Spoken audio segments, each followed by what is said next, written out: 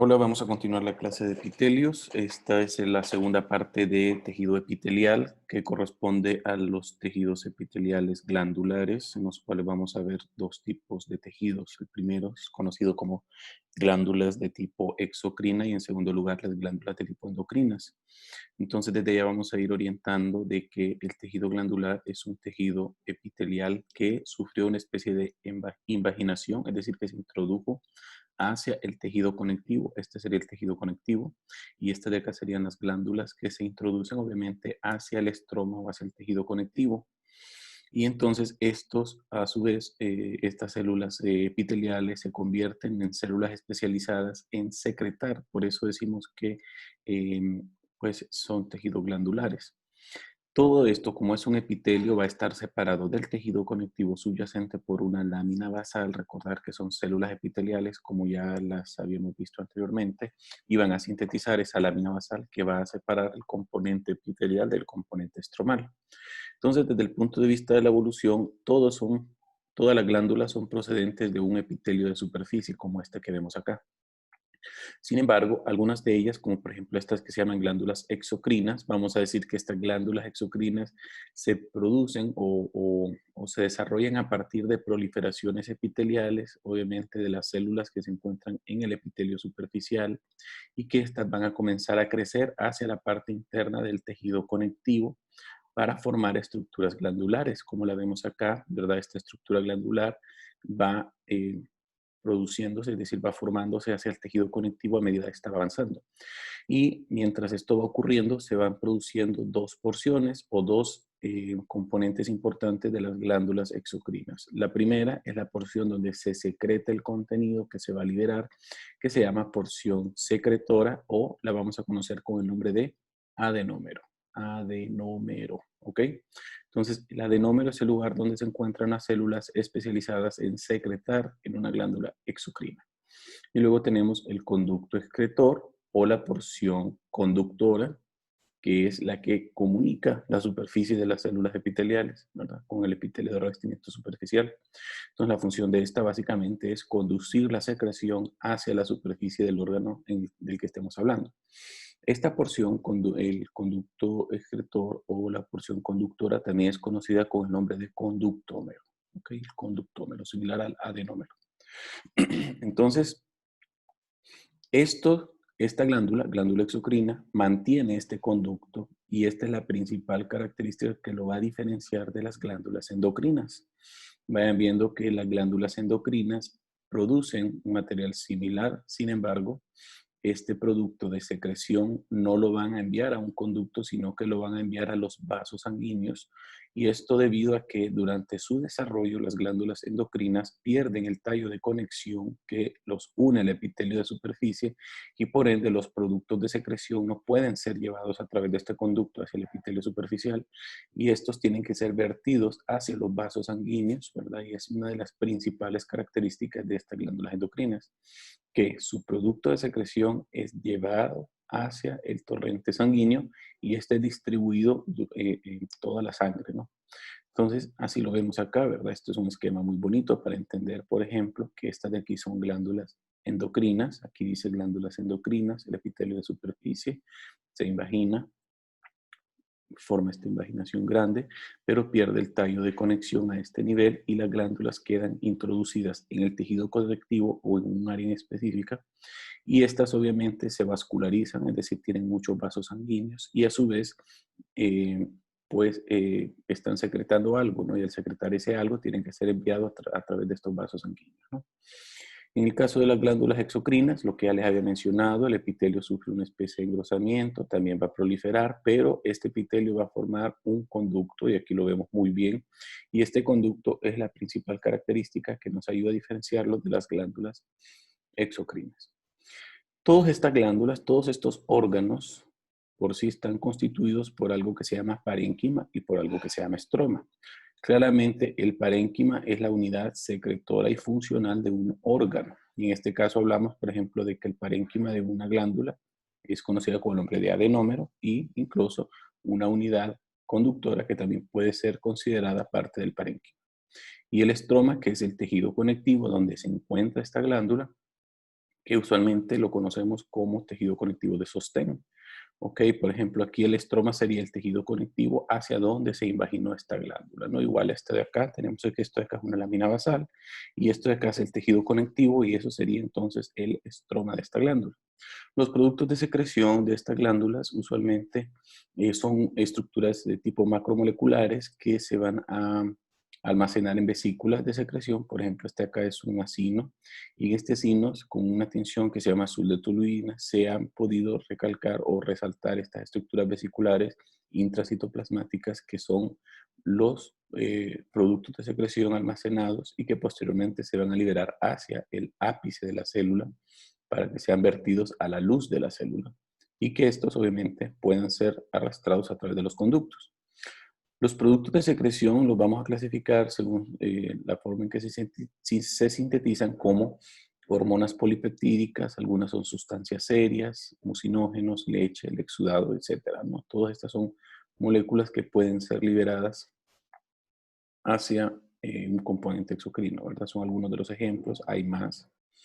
Y vamos a comenzar a hablar exclusivamente de esta parte de las glándulas que se llaman glándulas exocrinas. Y recuerden que todas estas glándulas van a estar constituidas por un adenómero o la porción secretora y un conductómero que es la porción conductora. Y si lo vemos en un corte histológico, ¿verdad? No de hematoxilineo, sino lo vemos de esta manera. Todas estas de acá serían las unidades secretoras, los secretómeros. Aquí las podemos observar. Son unas estructuras epiteliales que están revestidas. Aquí aparentan verse revestidas por un epitelio cúbico. Y luego estas se van uniendo unas con otras para formar conductos. Y aquí se mira cómo aparece un conducto de a partir de todo este árbol acinar, un conducto y este conducto viene a drenar a otro conducto y así es como van formándose estas estructuras o estos conductos, ¿no? Los mecanismos de secreción de las glándulas exocrinas los vamos a clasificar en tres grupos. Estos son los principales tres grupos, aunque en la actualidad se conoce que pueden haber otros tipos de secreción exocrina. El primero es conocido con el nombre de secreción merocrina y en este vean ustedes que después de que las vesículas salen del aparato de Golgi, son almacenadas por un tiempo o en algunas ocasiones son liberadas directamente hacia la célula, hacia el ápice de la célula. Y aquí entonces está dando un proceso de exocitosis normal, ¿verdad? Se fusiona la membrana de la vesícula de este organelo, ¿verdad? De este producto de secreción, se va a fusionar con el plasma lema de la célula y de esta manera va a permitir que salga el producto de secreción. Entonces, pues la membrana plasmática fusionada puede ser recuperada hacia el interior mediante endocitosis, ¿verdad? Y reciclada para futuro uso por vesículas secretores, así como lo vemos en el esquema, ¿no? Entonces, este sería el primer mecanismo de secreción exocrina y el segundo sería el mecanismo de secreción apocrina. Y desde ya vayan observando de que en este caso también pueden haber vesículas, pueden haber componentes propiamente de inclusiones celulares. Y cuando esta secreción se libera, vean ustedes que el fragmento pequeño del citoplasma, incluso de la membrana celular, es liberado como componente de secreción. Por ejemplo, esto lo vemos a nivel de los lípidos, cuando se están produciendo lípidos en la glándula mamaria, que es el lugar donde típicamente se producen por mecanismos de secreción apocrina. Entonces, bueno, la proteína de la leche, ¿verdad? Se va a liberar usualmente mediante secreción merocrina, ¿verdad? Así como mencionamos acá, que es un tipo de exocitosis. Sin embargo, los componentes lipídicos de la leche se van a liberar por secreción apocrina. El tercer ejemplo y el último ejemplo que les vamos a mencionar en esta clase es la secreción holocrina.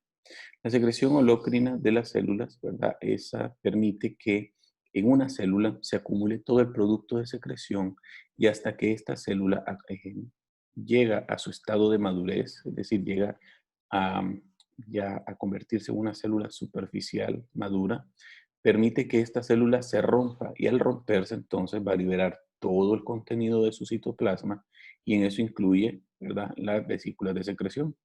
Entonces, todo lo que la célula produce acumula, ¿verdad? Se acumula en el citoplasma y esto, una vez se rompe la membrana celular, se va a liberar absolutamente todo, ¿verdad? Y eso incluye también los otros organelos y de esta manera se va a desintegrar al producir un producto de secreción. Entonces la célula va a morir para enviar todo su producto de secreción hacia la luz de esta glándula, ¿no? El ejemplo típico de esta glándula o de este tipo de secreción es la glándula sebácea en la piel. Entonces, esto es una forma rápida de clasificar las glándulas exocrinas según su unidad secretora. Vamos a ver que las glándulas exocrinas pueden ser unicelulares o pueden ser multicelulares. Lo típico es que nosotros encontremos glándulas multicelulares. Esto lo podemos identificar de cualquier forma. Aunque hay una célula que es considerada una glándula exocrina unicelular por ser una forma muy simple de secreción exocrina y que es únicamente una célula y esta célula es la célula caliciforme. La célula caliciforme es una célula que tiene forma de cáliz y que sintetiza mucinógeno que al hidratarse va a producir mucina, ¿no?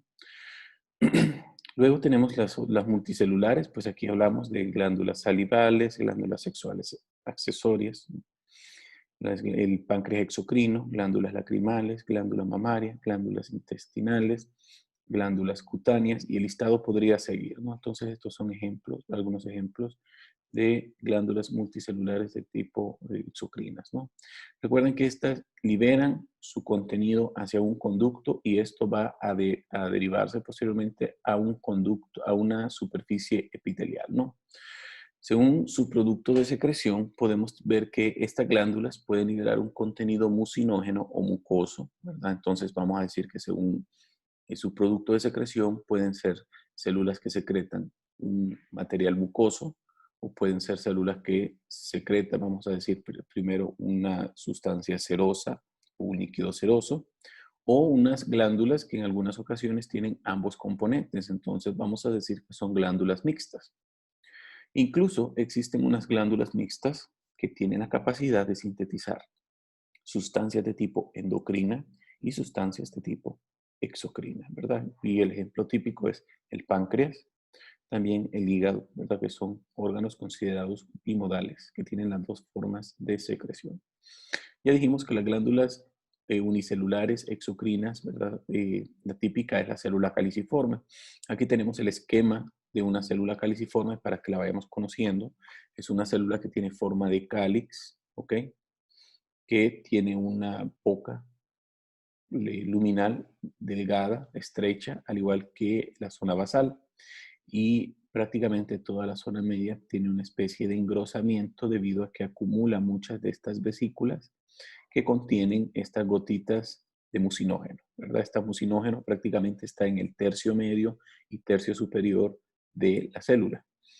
El ápice, vean ustedes que tiene una serie de microvellosidades que usualmente son cortas y son romas, no son tan extensas, tan largas. Y es aquí donde usualmente se logra identificar la fusión de muchas de estas vesículas para liberar su contenido hacia la luz. Los organelos los encontramos dispersos entre las vesículas, principalmente si hablamos de retículo endoplásmico liso, retículo endoplásmico rugoso, aparato de Golgi, que son organelos muy importantes, ¿okay? Al igual que las mitocondrias. El núcleo se encuentra hacia la parte más baja de la célula, es característico identificarlo cerca de la región basal, y este núcleo usualmente tiene bastante eucromatina, así como heterocromatina y un nucleolo que no es tan evidente a simple microscopía óptica, sin embargo está presente. Y bueno, las mitocondrias les había dicho que estas se encuentran dispersas en todas las células, incluso aquí vemos algunas en el ápice, otras en las partes medias, en las partes basales. Ok, entonces es un organelo que perdón, es una célula que prácticamente tiene todos los organelos. Entonces, la principal función de la célula es liberar este mucinógeno que en la superficie al hidratarse va a producir mucina. La liberación de este mucinógeno usualmente sigue la respuesta a un estímulo, ya sea químico o a un estímulo de inervación propiamente parasimpático, ¿no? Eso depende mucho de dónde se encuentra localizado, ¿no? Pues de estas localizaciones, lo más común es que se encuentre en el aparato respiratorio, que en el aparato digestivo también se puede encontrar en la conjuntiva, que son los lugares donde más típicamente se menciona, pero podemos identificar células caliciformes en otras regiones, por ejemplo, incluso se habla que en el tracto urinario, ¿no? En las porciones uretrales, se pueden identificar algunas células caliciformes, pero estas ya no tendrían un fenotipo propiamente intestinal, ni respiratorio, ni conjuntival. Entonces aquí vemos las fotos de cómo se medían por histología. Vamos a empezar por la hematoxilina eosina. Esto es lo que típicamente nosotros observamos en un corte histológico intestinal. Y estas células caliciformes usualmente se ven como células claritas, debido a que cuando esto se procesa con todo lo que vimos de las técnicas histológicas, usualmente el silol va a barrer con el contenido de estas células, de estas vesículas, entonces va a dar un aspecto como claro. Entonces aquí lo vemos, por ejemplo, en la superficie epitelial de estas vellosidades intestinales. Aquí lo encontramos en las criptas intestinales. Estas células que se ven claritas serían las células caliciformes y entre ellas hay otras células que en este momento no nos interesan. Y a su vez, estas están configurándose para formar también algo que se llaman criptas o glándulas intestinales. Aquí es en el aparato respiratorio, vean cómo se ven claritas las células caliciformes. Esta es una típica célula caliciforme, miren el núcleo que está orientado hacia la región basal y todo lo demás está claro prácticamente porque lo que más tiene es este material del mucinógeno, ¿no? Aquí lo vemos, todo esto prácticamente sería mucinógeno, las células caliciformes. Esta es una típica célula caliciforme, el núcleo de la célula está bien abajo y todo el citoplasma está prácticamente claro. Y esta es con una tinción de PAS. Recuerden que el PAS nos ayuda a resaltar estas moléculas. Ya habíamos hablado anteriormente de las células caliciformes, en las cuales el citoplasma, como tiene mucinógeno, el mucinógeno es una glucoproteína y como tiene grupos eh, prote de azúcares, ¿verdad? En su estructura, entonces se va a resaltar con tinción de el PAS, ¿no? El PAS, recuerden que es la reacción del ácido periódico de Schiff. Entonces, bueno, estas, desde el punto de vista de la clasificación de las glándulas exocrinas multicelulares, pues vamos a ver que lo que más se toma en consideración es si tiene uno un conducto o si tiene un adenómero.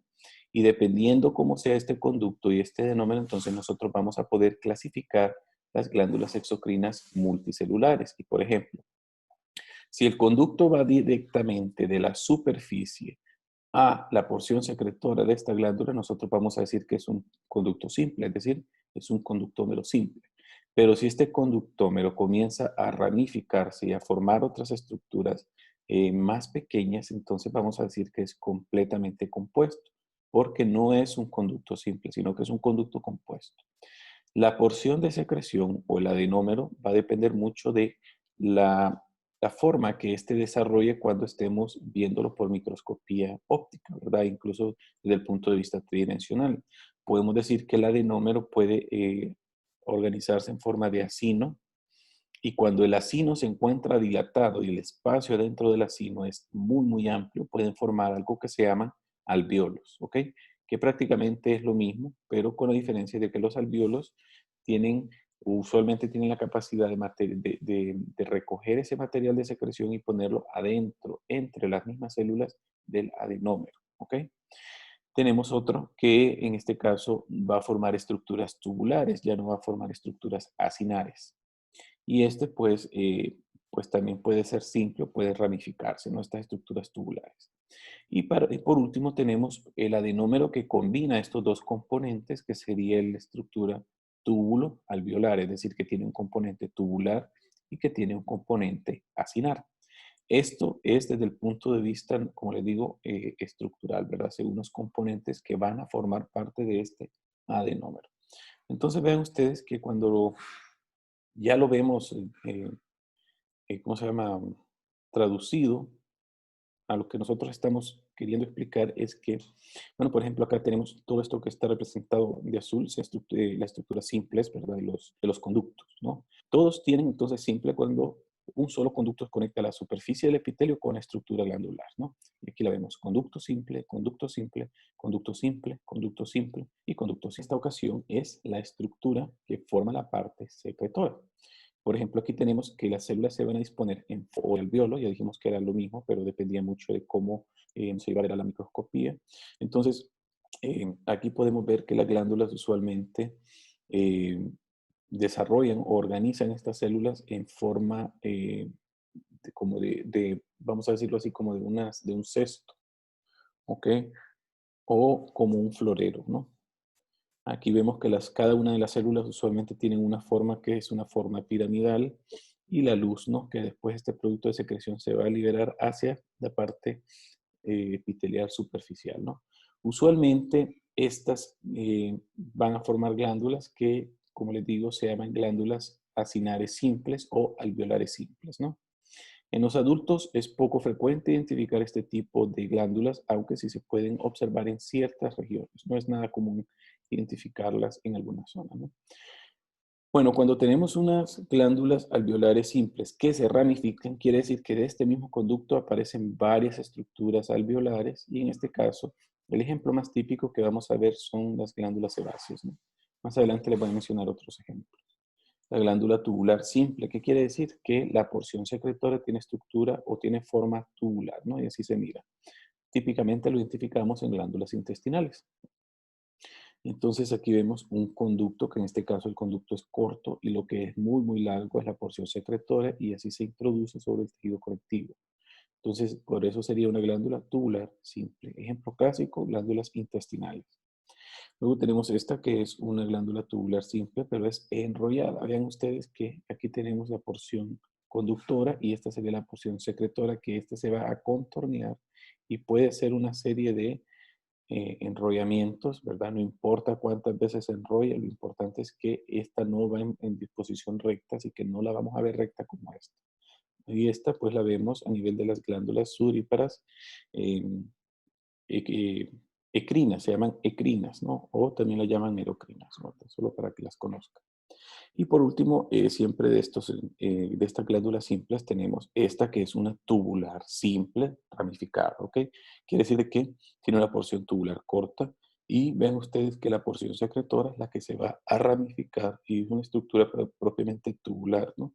Esta la encontramos a nivel de la lengua, en intestino delgado, como el duodeno, por ejemplo, en las glándulas gástricas y algunas se pueden identificar en el esófago, ¿no?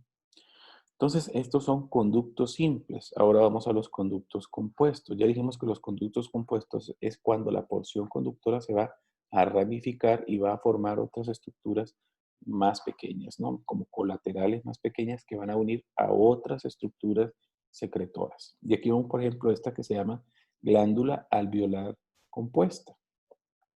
Vemos que hay un conducto que se ramifica y que cada una de estas ramificaciones puede contener, aparte de eso, las estructuras alveolares ramificadas, ¿verdad? ¿Bien?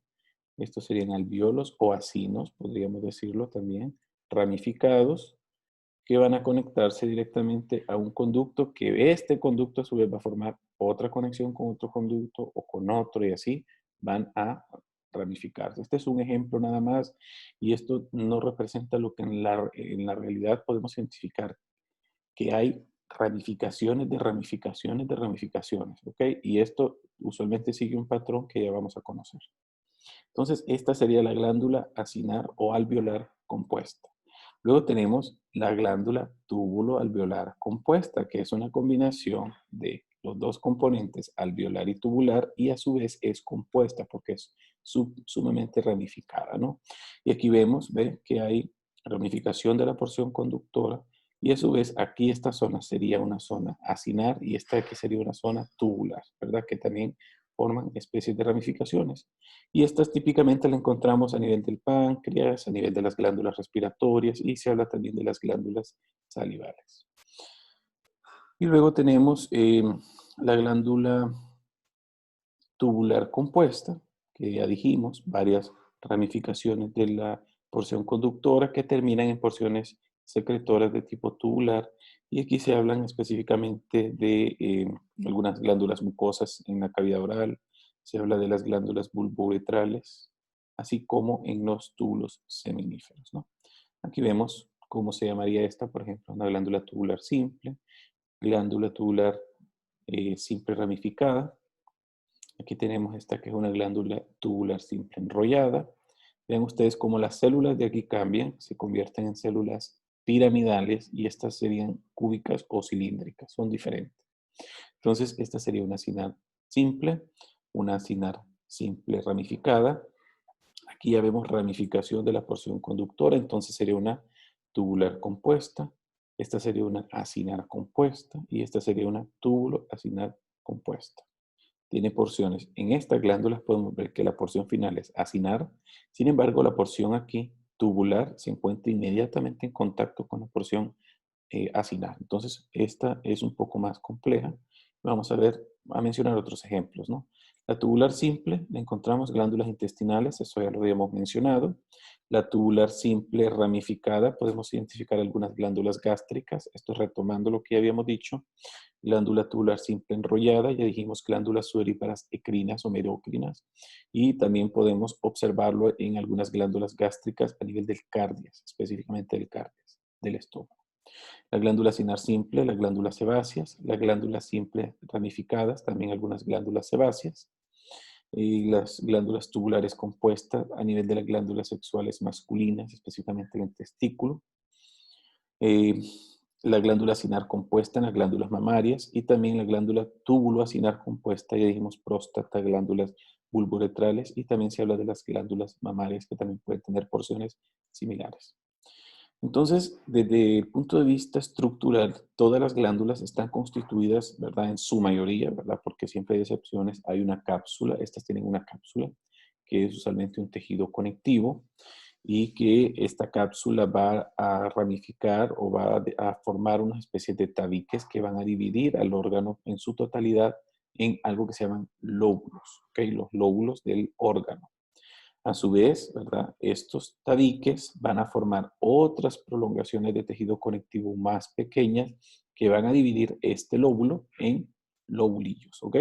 Y en cada uno de estos lobulillos es donde nosotros vamos a identificar el adenómero y el secretómero, ¿no? Usualmente cada lobulillo es en este conducto, mejor dicho, ¿verdad? Adenómero y conductómero, que es la palabra correcta.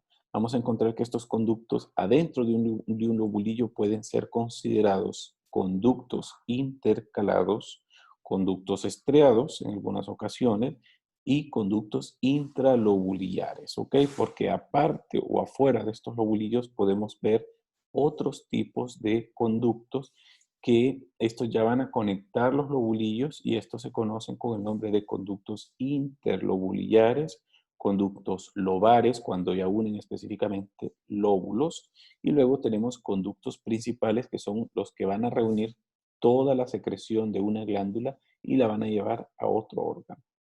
Y aquí vemos el ejemplo, ¿no? Todo esto sería un lóbulo. Aquí tendríamos a la cápsula.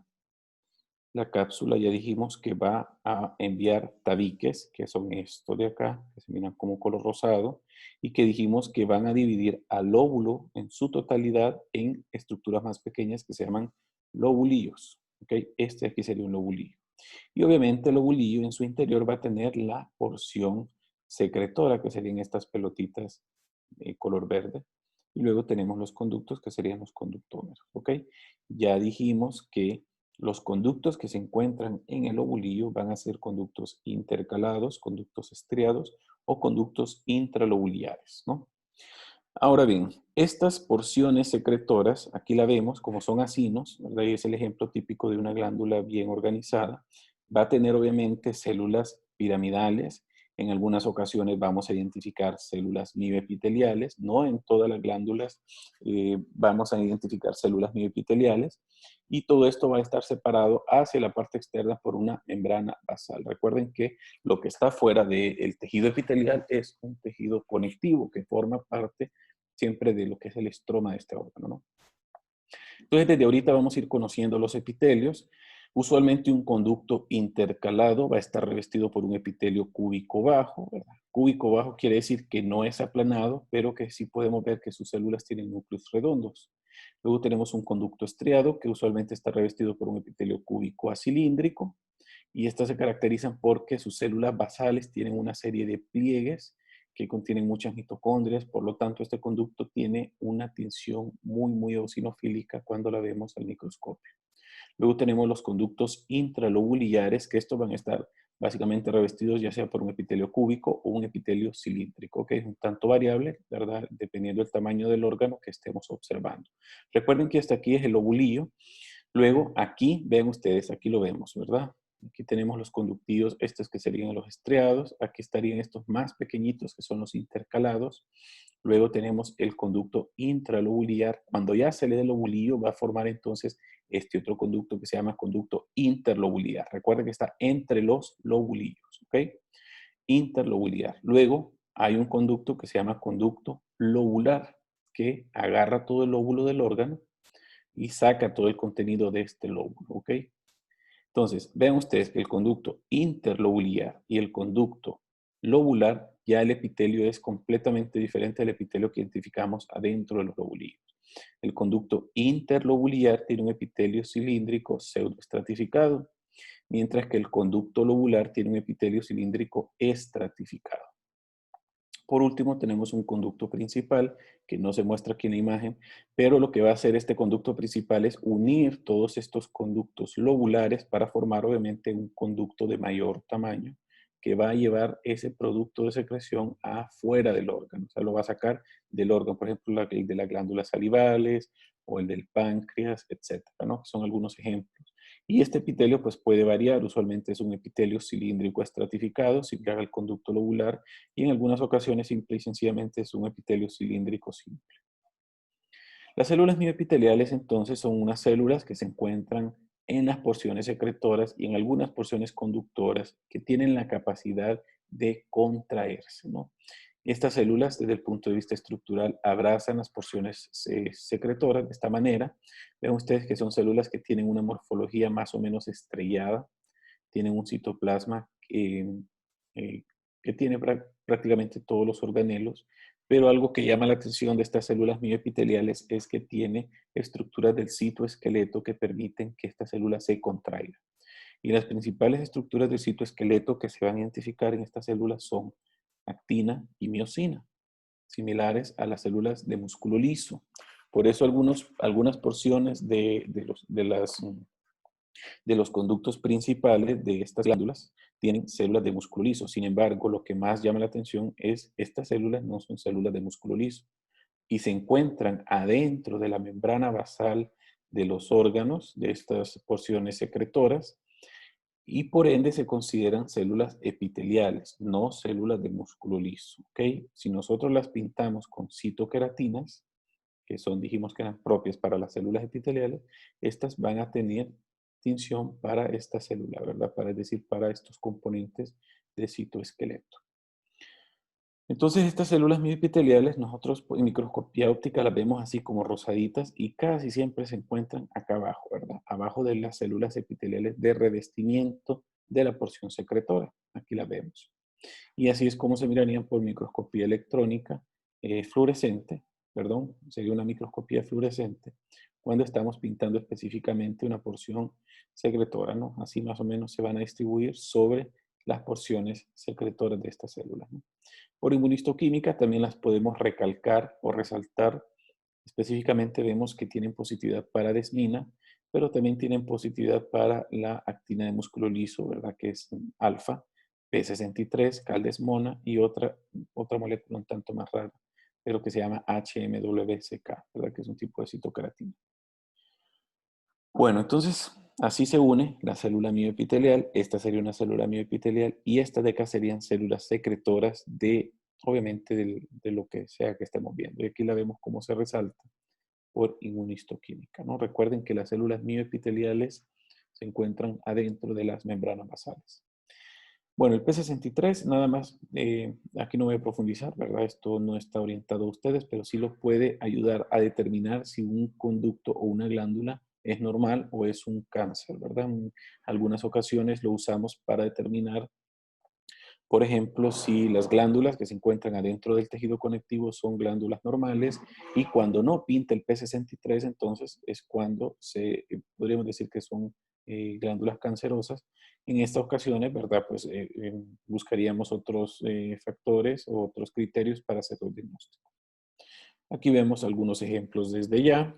Glándula tubulosa simple, así se miraría desde el punto de vista, esto es algo reconstruido, pero muy, muy bonito porque nos ayuda a entender cómo van a ver estas porciones tubulares y cómo se conectan con una porción conductora, ¿no? Entonces, simple, ¿por qué? Porque son un solo conducto y así llega a la superficie, ¿verdad? Aquí lo vemos, simple, y así llega a la superficie, ¿no? Entonces, este sería una glándula tubulosa simple. Cuando nosotros hacemos cortes transversales, ya no vemos la glandulita recta, sino que lo que vemos son estas estructuras, recuerden que son como tubos, ¿verdad? O por eso se llaman tubulosas. Es como que cortaron un tubo por mitad, entonces ustedes lo ven de esta forma, ¿no? Eh, es muy claro identificar células caliciformes. Aquí están las células caliciformes. Entonces, así es como se miraría una glándula tubulosa simple cortada transversalmente. Y esta no la tienen que confundir con un acino porque tienen mucha similitud, ¿verdad? Sin más si no tienen ojos expertos para ver esto en los laboratorios, ¿no? La glándula tubular enrollada es más, es decir, no tiene un patrón específico. Vean ustedes cómo va la porción conductora, va contorneándose. Sin embargo, cuando llega a la porción secretora, esta se va a enrollar y se va a enrollar y se va a enrollar y se va a enrollar de una forma que pues obviamente no vamos a poder seguirla al momento de hacer un corte histológico. Y lo que vamos a observar nosotros en un corte histológico son segmentos de esta glándula tubular cortada, ya sea de forma oblicua, transversal, longitudinal, etc. Entonces aquí, por ejemplo, vemos cómo va una de estas asas de esta glándula. Aquí vemos un segmento de esta glándula. Es como que ustedes corten acá, ¿ve? Entonces aquí se va a ver completamente redondito. Si lo cortan acá, lo van a ver más o menos así o así. O incluso si vienen acá, hace un corte a este nivel, lo pueden ver de esta manera. Si así llegan acá abajo, entonces pues van a ver que dependiendo de dónde pasó la cuchilla, se van a ver conductos cortados transversalmente, como estos de acá, o ¿verdad? Estas porciones secretoras o algunas en formas de asas. Por eso les digo, no hay un patrón específico para decir así se van a ver las glándulas tubulares enrolladas. Pero lo que sí tienen que saber interpretar es que cuando no miran una estructura sinal típica ni una estructura tubular típica y ven estas composiciones, entonces piensen que están observando una glándula tubular enrollada. Aquí tenemos una glándula sinar simple, ¿verdad? Esta es una glándula sebácea. Ven, todo esto aquí sería la porción del acino y aquí viene la porción del conducto, ¿verdad? De igual forma aquí lo vemos. Y aquí viene el conducto. La glándula tubular simple ramificada, por ejemplo, aquí vemos a nivel de las glándulas. Podríamos identificar en varias regiones, glándulas endometriales, pero aquí solo es para que observen la porción conductora simple y cómo la porción secretora se va a ramificar para producir esos productos de secreción. Aquí vemos, por ejemplo, este sería una glándula, porción simple, la porción conductora, y a partir de esta se van a formar unas especies de ramificaciones que encontramos a nivel del estómago, por ejemplo. Aquí vemos una porción conductora y esta porción conductora se va a dividir para enviar ramas para acá.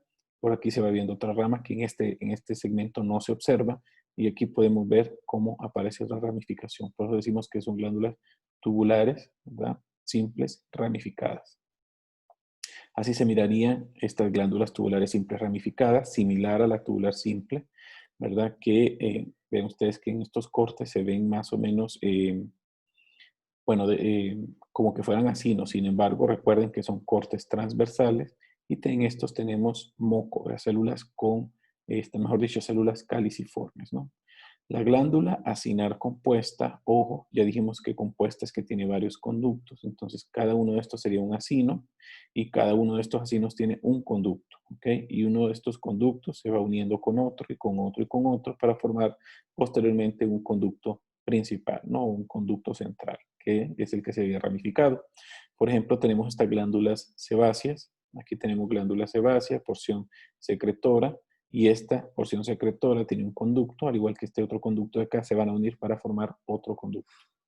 Las glándulas túbulo-acinares compuestas, estas son un tanto más complejas y desde ya vayan viendo cómo están las células mioepiteliales acá, que son estas que se ven un poquito más claras. Estas son células mioepiteliales. Van abrazando las porciones acinares distales y hay porciones tubulares que están pegadas a las porciones acinares distales. Entonces, por eso decimos que esta es una glándula, vean ustedes, túbulo, porque tiene esta porción en forma de túbulo y esta sería una porción acinar. Túbulo, acinar, y decimos que es compuesta porque tiene una serie de ramificaciones de los conductos, ¿no? Y en histología es muy difícil seguir una, un patrón como tal, ¿no? Vemos un conducto de mayor tamaño, sin embargo podemos ver otros conductos más pequeños y podemos identificar unidades que ya están secretando, que se encuentran más alejadas del conducto. Y esto aquí que sería el estroma, ¿verdad? Este sería el estroma, ya dijimos que esto aquí es el parénquima. Las glándulas alveolares o túbulo alveolares compuestas, vean ustedes que la porción acinar en este caso está dilatada, la luz, ¿verdad? Está muy amplificada y así lo vemos en histología. Este sería un alveolo, aquí estaría otro alveolo y así, ¿verdad? Estos serían alveolos. Y también encontramos porciones conductoras que son porciones de secreción, ¿verdad? Por aquí podríamos identificar estas que están más delgadas, ¿verdad? Que también tienen la capacidad de secretar. Y por último llegan a conductos, que en este corte histológico no se observan los conductos, pero sí recuerden que son varios conductos, por eso decimos que es compuesto. Entonces, bien, cuando llegamos a hablar un poquito de los acinos, vamos a hablar de esto que se llaman acinos o unidades terminales. Recuerden que en cada lobulida encontramos los acinos y estos acinos van a estar constituidos por ciertos tipos de células que van a depender mucho del tipo de secreción. Y ya dijimos que los acinos pueden ser acinos serosos cuando liberan un líquido seroso, pueden ser mucosos o mucinosos cuando liberan un material mucoide, o mixtos cuando ambos componentes se encuentran en un acino, ¿no? Entonces hablamos del primero, que es el acino seroso. Los acinos serosos usualmente están constituidos por unas células que se llaman células serosas. Las células serosas se caracterizan porque tienen una base más amplia que la región apical y eso le confiere entonces una forma más o menos piramidal, ¿ok? Si lo vemos desde el punto de vista tridimensional. Estas células, vean ustedes que tienen un núcleo redondo y esto redondo es típicamente redondo, que casi siempre se va a ver redondo en la mayor parte de los casos. Va a tener abundante eucromatina y va a tener también heterocromatina y un nucleolo que va a ser inconspicuo, es decir, que va a estar ahí, pero que nosotros no lo vamos a determinar a simple vista, ¿verdad? Entonces aquí lo vemos. Inmediatamente rodeando el núcleo encontramos toda esta serie de cisternas, estas cisternas que se llaman retículo endoplásmico rugoso. Este retículo endoplásmico rugoso tiene obviamente muchos ribosomas, ¿ok? Y estos ribosomas van a captar mayor cantidad de hematoxilina en la zona que rodea el núcleo, ¿ok? En la zona perinuclear, y le va a dar una coloración basofílica basal a la célula, lo que le confiere entonces un nombre que se llama ergastoplasma, ¿no? El ergastoplasma es lo mismo que digamos retículo endoplásmico rugoso. Va a haber un aparato de Golgi entre todas estas membranas, vamos a identificar también mitocondrias, pero lo que más va a llamar la atención es que prácticamente en la mitad apical de la célula vamos a identificar todos estos vesículas de secreción, ¿verdad? O estos productos de secreción que pueden estar acumulados, ¿ok? O que pueden estar liberándose de manera constitutiva. Entonces, de esta manera, estas glándulas secretoras, estas células, ¿verdad? Van a tener todo su producto de secreción hacia la parte de arriba en forma de estos gránulos, así los vamos a llamar gránulos de secreción.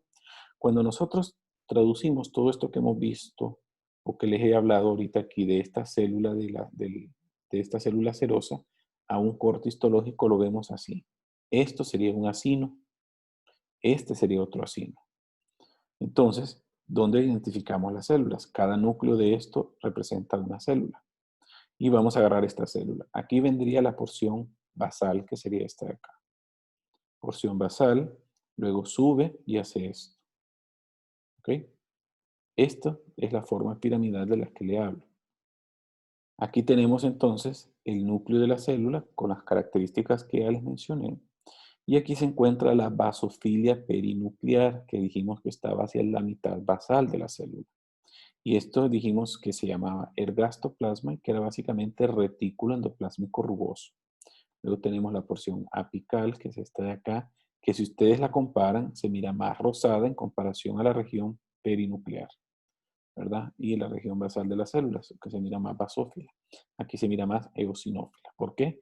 Porque el contenido de acá son básicamente gránulos de secreción que lo vamos a conocer con el nombre de gránulos simógenos, ¿ok? Gránulos simógenos. Aquí lo vemos nuevamente, ¿verdad? Esto sería un acino. Aquí veríamos otro acino, acá hay otro acino, acá hay otro acino. Entonces todos estos son acinos. Vean que son muy diferentes realmente a las glándulas tubulares transversales, ¿verdad? Que vimos en cortes transversales. Entonces, para que no lo vayan a confundir. Entonces aquí está membrana basal y la célula en forma piramidal, ¿ok?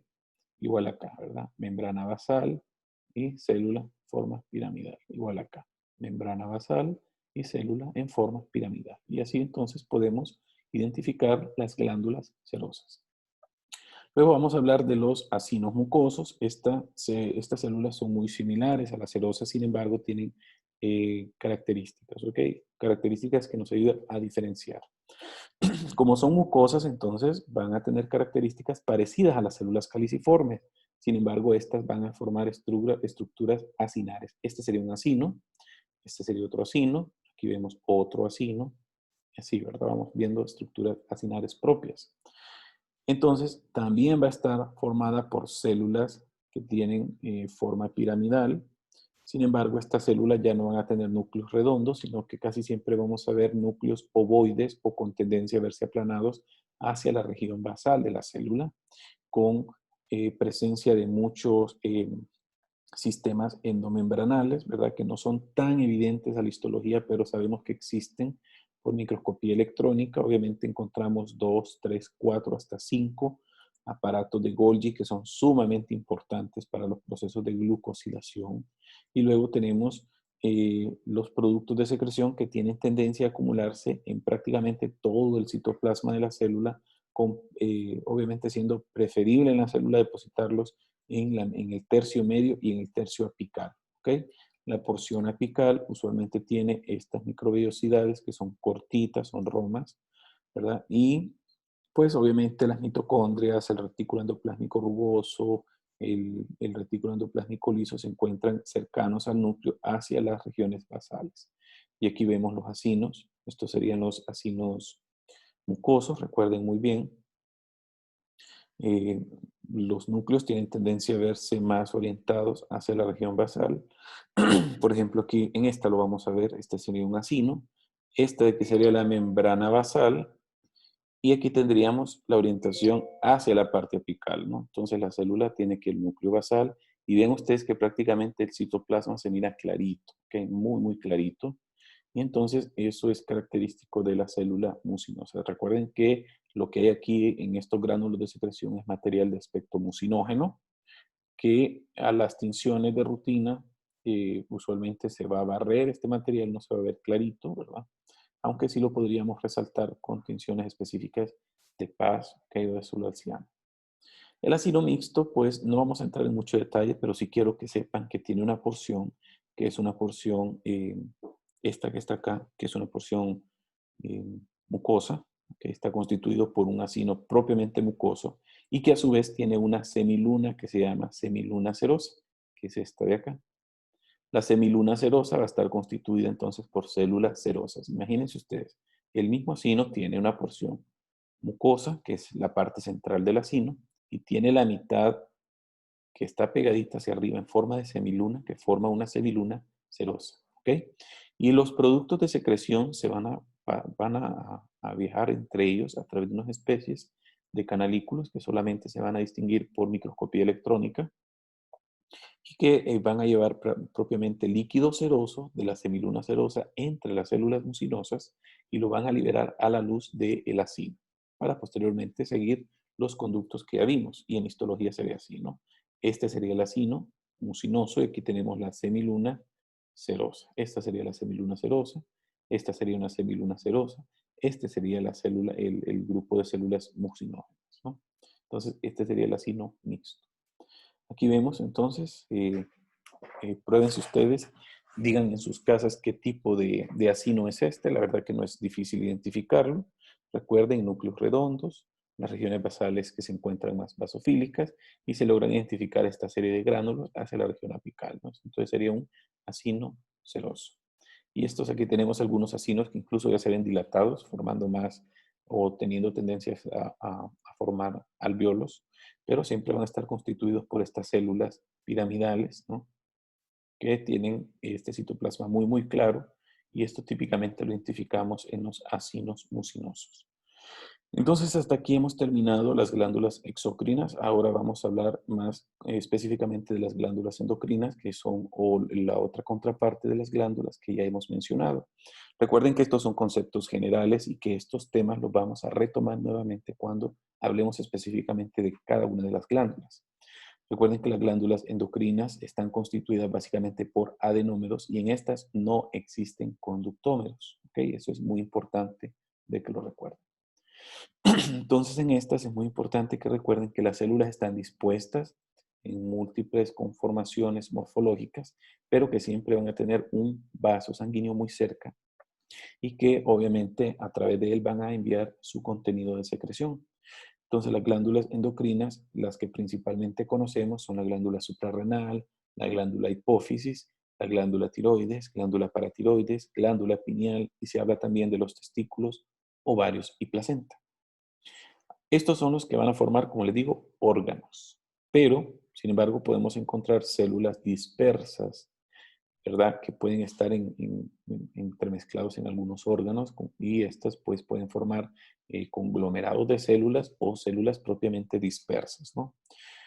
Y hablamos específicamente, por ejemplo, de los islotes de Langerhans, que los encontramos a nivel del páncreas, y también se habla de las células intersticiales de Leydig, ¿verdad? Pero aunque, como les digo, estos casi siempre van a estar organizados en racimos de células adentro del estroma de un órgano. Pero, como les digo, ¿verdad? Esto solo son algunos ejemplos, podemos ver otros ejemplos a medida que vamos viendo la clase. Entonces, los productos de secreción usualmente son productos peptídicos, ¿verdad? Cuando son más grandes forman proteínas estos productos peptídicos o pueden conjugarse con componentes de azúcar para formar glucoproteínas o, ¿verdad? O simplemente son aminoácidos que se han modificado o incluso pueden ser algunos lípidos como por ejemplo los esteroides, ¿verdad? Estos son algunos ejemplos del tipo de secreción de las glándulas endocrinas, ¿no? Entonces, el producto de secreción va a depender mucho del tipo de célula secretora, ¿no? Entonces, por ejemplo, algunas células secretoras que solamente van a liberar algo que se llaman citoquinas, que es un ejemplo de molécula de señalamiento. Y después vamos a entender mejor esto de en qué consiste una molécula de señalamiento. Entonces, hablamos de que estas células secretoras liberan esta molécula de señalamiento. Esta molécula de señalamiento va a viajar por el torrente sanguíneo y posteriormente se va a unir a una célula blanco o a un receptor específicamente en esta célula blanco.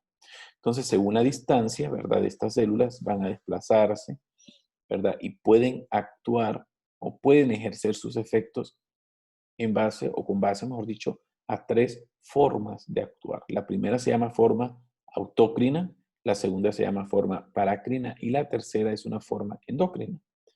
Entonces, esta liberación de todas estas células secretoras puede guiarse a través de dos vías, ¿verdad? Ahorita solo quiero que esto quede un poquito superficial, después vamos a profundizar aún más en las vías de secreción intracelular, ¿ok? La principal es la vía constitutiva, en la cual hay una liberación continua de los productos de secreción sin esperar que esto sea controlado.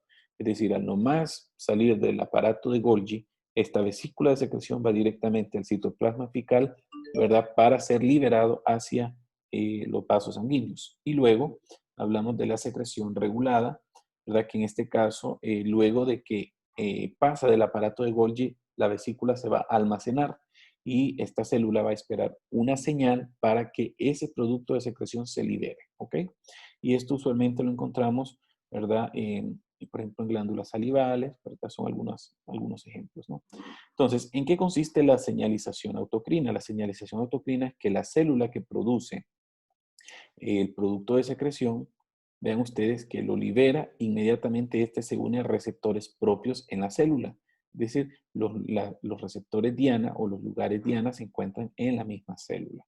La secreción o señalización parácrina hace que la célula libere este producto de secreción y que los receptores o las células dianas sean células vecinas o adyacentes, que no sean ella misma, sino que son células diferentes, pero que son células que están ahí cerquita, ¿verdad? Y son células diana adyacentes. Luego tenemos la señalización endocrina, que en esta específicamente, ¿verdad? Que es la que estamos enfocándonos en esta clase, que es la señalización en la cual las hormonas tienen que entrar al torrente sanguíneo, se distribuyen en el torrente sanguíneo, ¿verdad? Estos productos de secreción, y estos tienen que viajar a través del torrente sanguíneo para unirse a receptores en las células diana.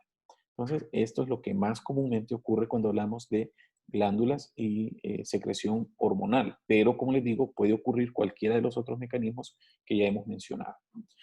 Entonces, desde el punto de vista morfológico, nosotros vamos a clasificar a las glándulas endocrinas en tres grupos de tipos celulares. El primero es una glándula de tipo cordonal, el segundo es una glándula de tipo folicular, se habla de un tercer grupo que son los acúmulos de células, ¿no? Y luego tenemos las glándulas mixtas, que en este caso, pues, hablamos que tienen componentes endocrinos y exocrinos.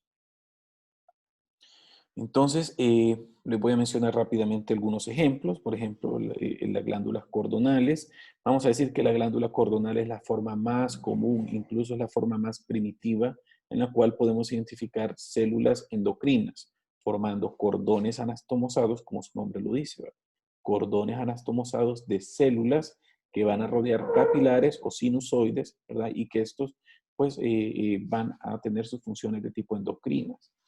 Hablamos entonces de algunas glándulas que se llaman glándulas suprarrenales, glándula hipófisis o glándula paratiroides, ¿verdad? Más adelante vamos a hablar más específicamente de esto. Solo les quiero decir, glándula suprarrenal es un ejemplo de glándula cordonal recta, la adenohipófisis y la paratiroides son ejemplos de glándulas cordonales tortuosas o enrolladas.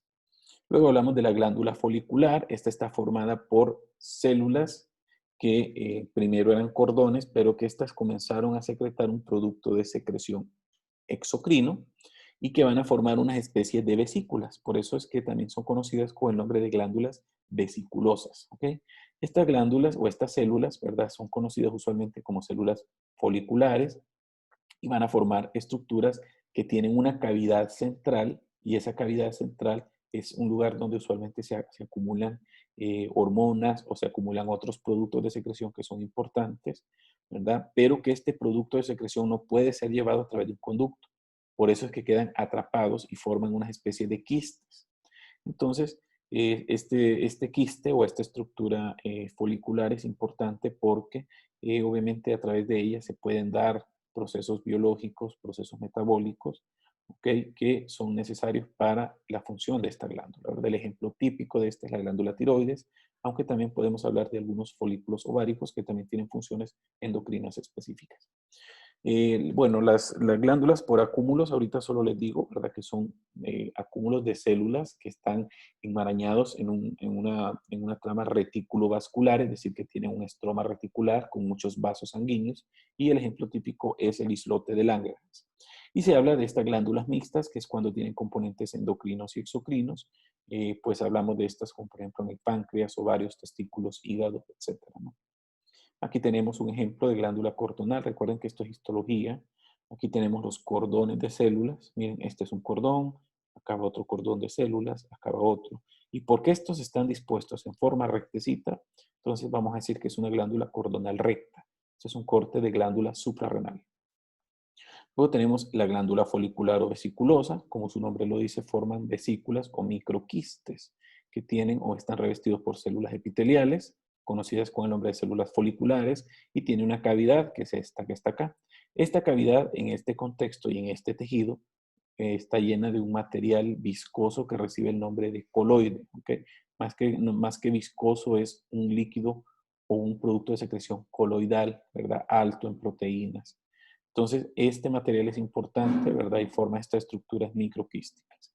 Y luego tenemos aquí los acúmulos, ¿verdad? Esto es un islote de Langerhans. Aquí no hay ninguna cápsula, no hay nada que específicamente separe el islote de los acinos pancreáticos que se encuentran acá alrededor. Y solo esta estructura que les estoy delimitando acá sería un acúmulo de células que se encuentra metido en un órgano de manera dispersa o al azar. Aquí vemos entonces vemos estructuras lineales de células, ¿ve? y que están rodeadas por estas estructuras que tienen eritrocitos que son capilares, ¿no? Entonces, por esto vamos a decir que esta es una glándula cordonal recta. Aquí tenemos esto, ya esto lo vimos, ¿verdad? Estructuras que forman estas estructuras o estas cavidades que contienen este material rosado que dijimos que era un coloide. Entonces, esto es una glándula folicular. Esto es un poco más difícil de determinar debido a que esta es una glándula cordonal enrollada. ¿Por qué? Porque vemos que ustedes imagínense que tienen una cinta. Ustedes si estiran la cinta se mira recta. Pero si ustedes agarran toda esa cinta, como por ejemplo la cinta de zapatos, y la aplastan o la enrollan toda, entonces cuando ustedes quieren hacer un corte de eso, obviamente no van a ver la estructura tubular, sino que lo que van a ver es un montón de estructuras cortadas transversalmente y se van a ver como una especie de cilindritos. Por ejemplo, este que vemos acá, este otro, este de acá, o este de acá, este o este. Entonces, todos estos de acá son o corresponden a estos cordones cortados transversalmente y que obviamente van a estar rodeados por muchos vasos sanguíneos, ¿ok? Y esto entonces correspondería a una glándula cordonal enrollada o tortuosa y este sería un corte típico de adenohipófisis, ¿no? Igual este de acá, miren, aquí están las estructuras cordonales cortadas, algunas incluso se pueden ver las asas que hacen los plegamientos de los cordones. Okay, este, por ejemplo, sería un corte histológico de paratiroides, que también es un ejemplo de glándula eh, cordonal enrollada, ¿verdad? Este sería cordones, solo que lo vemos de forma lineal. Vean, cordones lineales, cordones lineales. Esto es un corte histológico de hígado, también es considerado una glándula cordonal recta. Aquí vemos, este sería un acúmulo de células, formando estos que se llaman islotes de Langerhans. Y vayan observando esto de acá, serían los acinos serosos, ¿no? Entonces, entre los acinos serosos encontramos estos acúmulos de células que se llaman islotes de Langerhans, o es un ejemplo, mejor dicho, de glándula en acúmulos. Aquí vemos, estos serían cordones, son cordones cortados transversalmente, algunos oblicuos, y forman esta la estructura de una glándula paratiroides. Aquí vemos más glándulas foliculares, pero este es probablemente el corte histológico más fácil de reconocer. Recuerden que aquí vienen los capilares y eso es necesario para el diagnóstico de estos tejidos, no los capilares. Aquí vemos cordones de células rectas, ¿verdad? Esta es una glándula suprarrenal. Me interesa que se aprendan los ejemplos, pero en este momento no me interesa que reconozcan los órganos desde el punto de vista histológico, sino que lo que quiero que reconozcan son los patrones de glándulas. Es decir, esto, si a ustedes les aparece una imagen así en el examen de laboratorio, ustedes tienen que saber que esta es una glándula cordonal recta. Bien, hasta ahora entonces hemos visto cómo se organizan, digamos, estos órganos endocrinos, pero existe algo que se llama sistema neuroendocrino difuso, ¿verdad? O nosotros lo conocemos con el nombre de SNED, sistema neuroendocrino difuso. Este sistema neuroendocrino difuso, vean ustedes que son un montón, pero un montón de células que también tienen la capacidad de sintetizar moléculas de forma y liberarlas de forma endocrina, y estas se encuentran dispersas entre los tejidos de casi todos los órganos del cuerpo. Por eso se llama sistema neuroendocrino difuso. Difuso porque se encuentra en todos lados. ¿Okay? Entonces tiene la capacidad de producir hormonas y estas hormonas pueden actuar de manera parácrina y endocrina. Y estas se encuentran principalmente, ¿verdad? Que son los lugares donde primariamente se descubrieron a nivel del tubo digestivo, del sistema respiratorio, ¿verdad? O también las podemos encontrar pues por ejemplo, en el cervix, en el endometrio, en los ovarios, en todos lados. Realmente que estas son glándulas, células, ¿verdad? Que están dispersas propiamente en todos los órganos. Anteriormente eran conocidas como células APUD porque tenían la capacidad de descarboxilar estos precursores de aminoácidos, ¿verdad? O estos aminoácidos para formar estas hormonas. Entonces se categorizaban como APUD, que significa Amide Precursor Uptake and Carboxylation, ¿verdad? Que es en base a la función que hacía de estas sustancias aminas, ¿no? O también eran conocidas con el nombre de células argentafinas o células argidófilas porque tenían la capacidad de teñirse, ¿verdad? Tienen la capacidad de hecho de teñirse con tinciones específicamente de sales de plata, ¿verdad? Se pueden resaltar con este tipo de tinciones. Entonces, bueno, la verdad que estas células tienen tres características, ¿verdad? Que las definen como el sistema APUD o como el sistema SNEL. La primera es que sintetizan polipéptidos con carácter hormonal. La segunda es que captan aminas y las descarboxilan, ¿verdad? Que esto ya lo mencionamos. Y la otra es que sus gránulos se tiñen con sales de plata y de cromo, ¿verdad? Que en este caso son metales. Por eso le decimos células cromafines o células argentafines, ¿verdad? Porque tienen afinidad al cromo y a la plata. Eh, en su citoplasma además tiene gránulos que contienen múltiples moléculas que son marcadoras específicas neuroendocrinas. Y se hablan de algunas que se llaman cromograninas, sinaptoficinas, ¿verdad? Y algunas enolasas, ¿verdad? Específicas.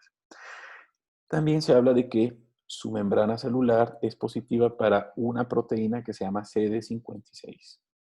La morfología de estas células usualmente las identificamos en medio de los epitelios, entremezcladas entre otras células, ¿verdad? Por ejemplo, estas son células intestinales, glándulas intestinales. Vean, aquí tenemos estructura tubular rodeada por un epitelio cilíndrico en la cual se resalta esta, por ejemplo, que es una célula clara, o esta otra que es otra célula clara.